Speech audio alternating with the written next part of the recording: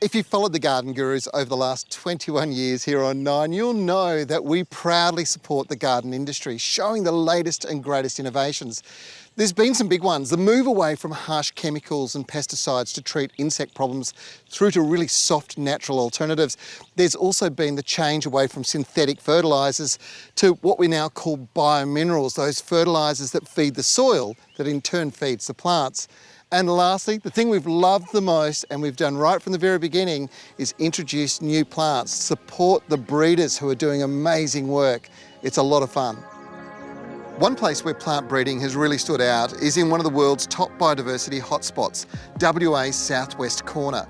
The diversity of plant species here is incredible. There are at least 12,000 different species.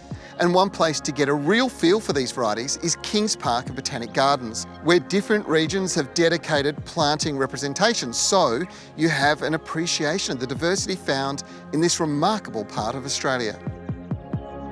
Digby Grounds and his team have a breeding program introducing some sensational new varieties.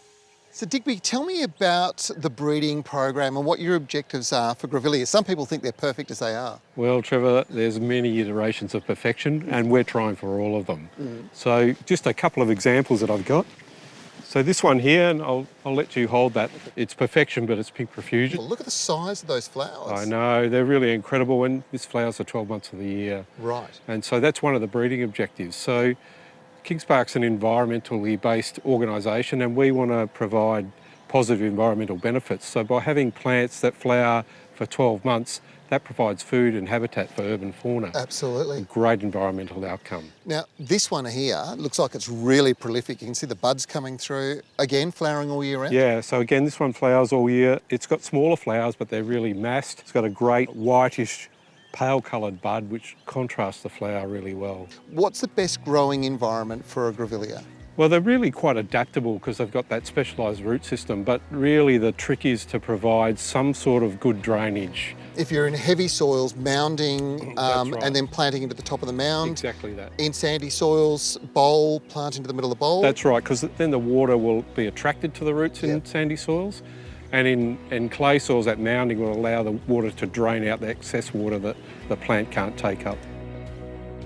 These grevilleas, the Kings Park grevilleas, do fantastic in pots. So use a pot that's quite a good size. And one of the great things about having grevilleas that flower all year round is they attract pollinators like bees and other pollinators. So if you're growing a veggie garden, plant a couple around your veggie garden, you'll get much better fruit set. Great advice.